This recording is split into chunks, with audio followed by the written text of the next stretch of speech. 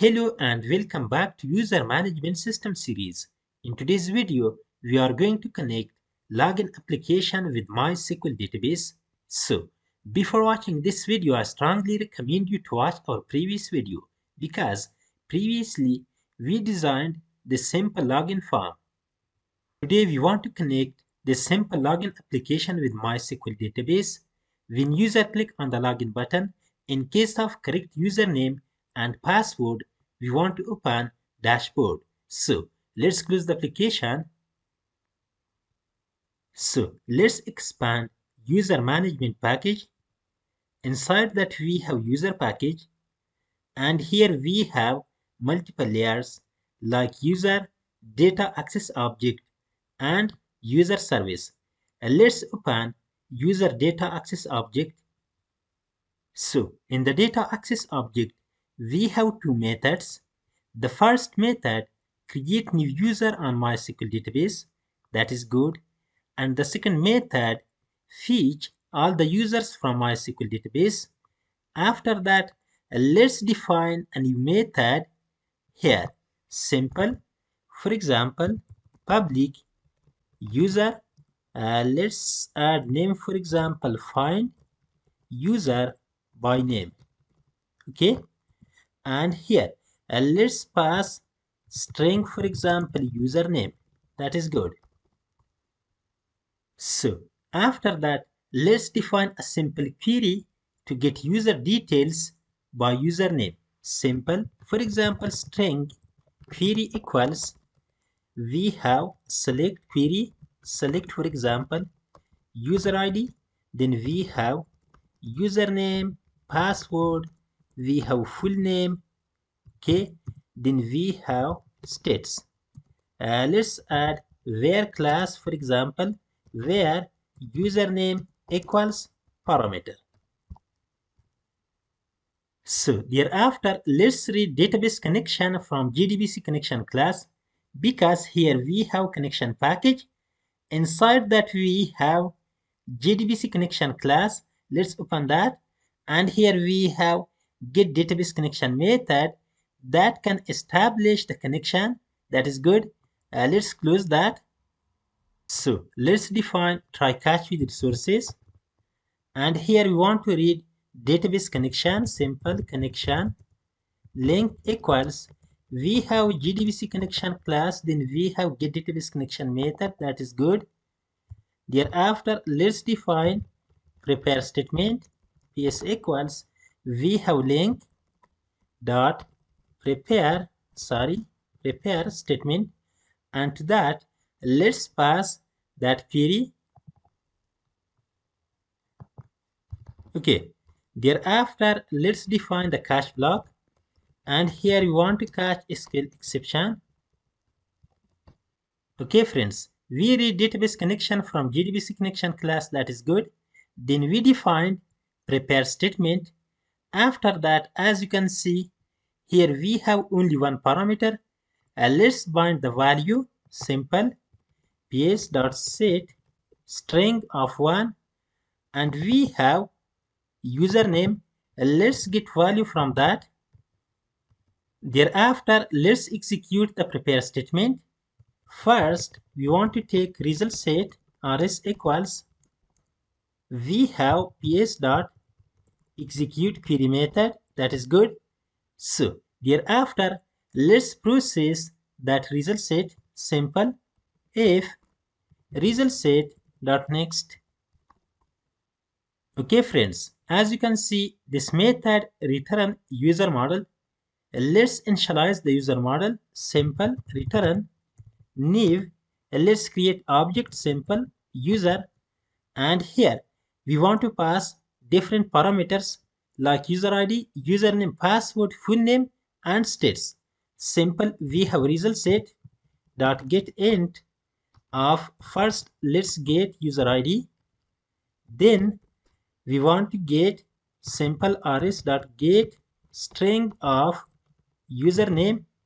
Thereafter we want to get password. Simple rs dot get string of password. After that, let's get full name and status also. Simple rs dot get string of full name. Then we have states, simple rs.get string of states. That is good. Okay friends, we created object from the user class. That is good. Let's open the user model, and here we have two constructors. The first one accepts username, password, full name and status. The second one accepts user ID, username, full name and status. As you can see here in the data access object, we added user ID, username, password, full name and status. And in the user model, we don't have this type of constructor.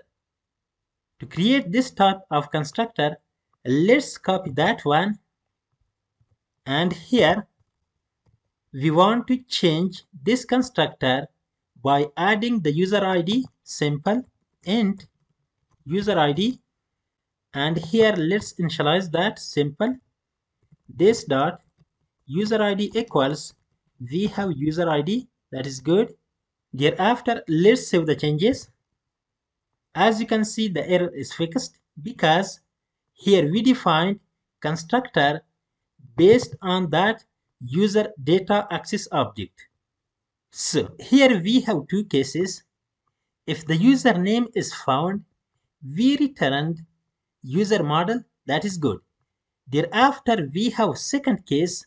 If the user is not found, let's return a null value, simple return null, and here let's write a simple message, for example exception dot print stack trace.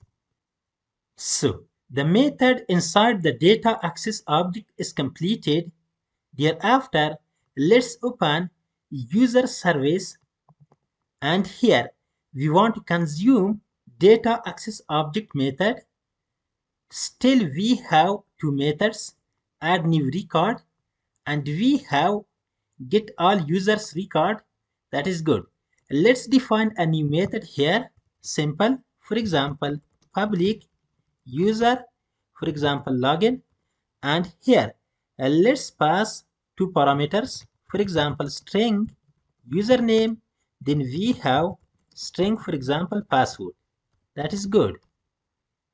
Okay, thereafter let's call data access object method, which is find user by name, simple. As you can see here, we injected data access object using the constructor. There is no problem. And here let's call this method, which is find by username, simple. We have, for example user equals, we have user data access object dot, we have find by username, and here we want to pass this username, that is good. After that let's add simple validation. If user equals null value, we want to return, for example null, that is good. Okay friends, as you know that in the database we have stored password as a hashed password, that is good. Let's define condition here, and we have BCrypt class, simple BCrypt. Inside that we have check password method. Let's use that, and here we want to pass the plain text password, and we want to pass the hashed password. We specified the plain text password because here we have parameter, there is no problem. Let's add the hashed password. To add that, in the model we have getters and setters. As you can see, we have different getters and setters. Let's use get password, simple. Here let's use user dot get password, that is good. So we defined a simple condition. If the username and password are correct, we want to log in, simple. For example return user, because here we have user object, we want to return that. Okay, if the username and password are not correct, let's return null value, simple return null. Okay friends, everything is correct. Here we define a simple database logic. Inside the user service, we consume that method. That is good.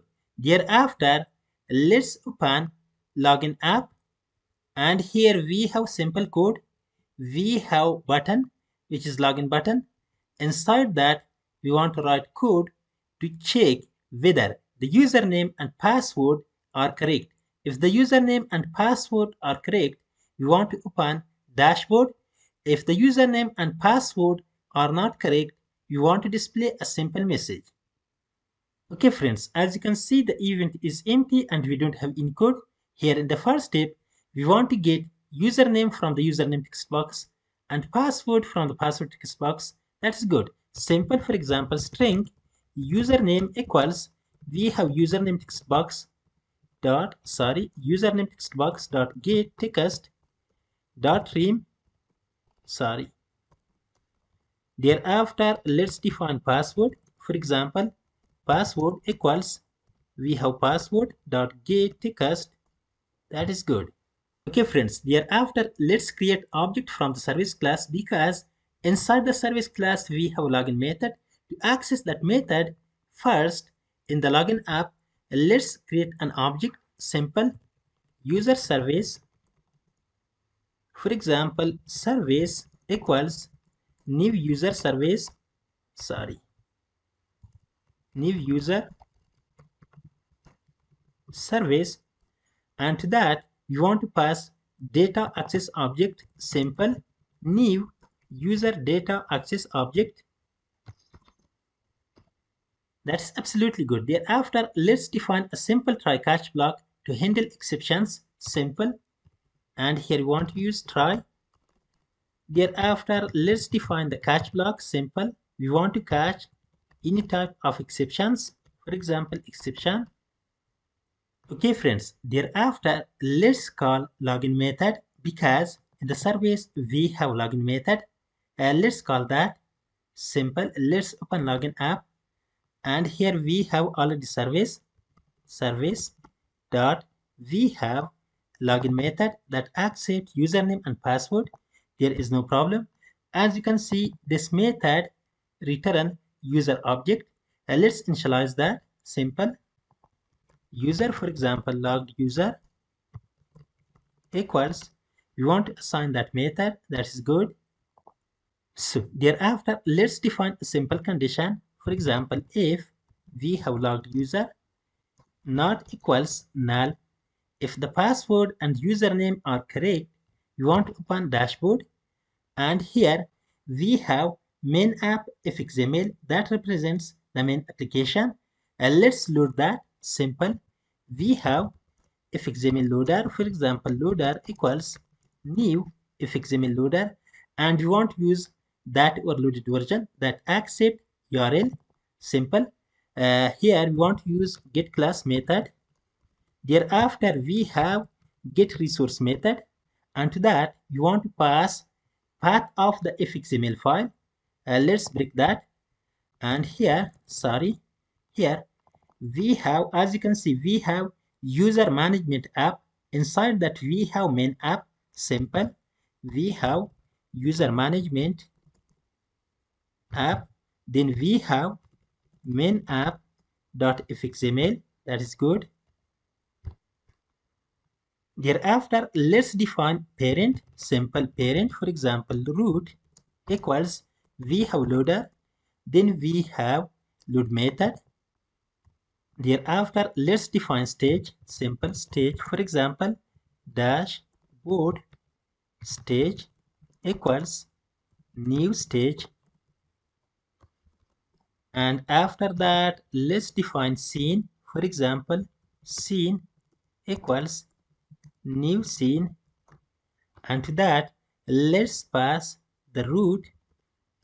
So after that, let's add some properties. Simple, we have scene dot, let's copy that. We have scene dot set field, and let's add color. For example, color transparent. Thereafter we have dashboard. Let's copy that. dashboard dot inner style, and here let's define, for example, stage style dot transparent. So as you can see, we have dashboard stage, which is main application form. To that, let's add scene, simple dashboard dot set scene, and we want to pass that scene because in that scene we have the complete application layout. As you can see here, we have main application fxml file, and that fxml file we added to that scene. So thereafter, let's close the login form, simple. Let's define stage, for example, login stage, and here we want to cast that to stage, simple stage. We have login button, dot get scene. Let's get the scene, then let's call get window method, and finally let's close the login stage. That means we want to close the login form, simple. We have login stage dot close method. Okay friends, we defined a simple code. Thereafter, let's define else block. If the username and password are incorrect, we won't display a simple message because here we have message label. We won't use that. Simple message dot set text. For example, let's pass, for example, invalid username or password. That is good. Thereafter, we have message dot. Let's add color, for example, set text field, for example, color dot red color. That is good. Okay, everything is correct. Let's run the application to see the result. And here, let's enter incorrect username and password. Let's log in. Okay, we got an exception, unknown column, user ID. Let's check that. We have data access object, that's correct, and here we have query. Select user ID, username, password, full name. We have status. Okay, we don't specify the table name. Let's specify that, simple, from tbl user. So let's run the application once again to see the result. Let's enter incorrect username and password. Let's log in. Okay, we got a message, invalid username or password. Let's enter correct username. For example, we have Ahmad and we have correct password. Let's log in. That is good. We accessed the main dashboard application. Let's open manage users. Okay, we connected login application with MySQL database using the BCrypt algorithm. So, if you have any questions, you can write it in the comment. Please like, subscribe, and share my videos. That is enough for today. Have a good day. See you in the next one.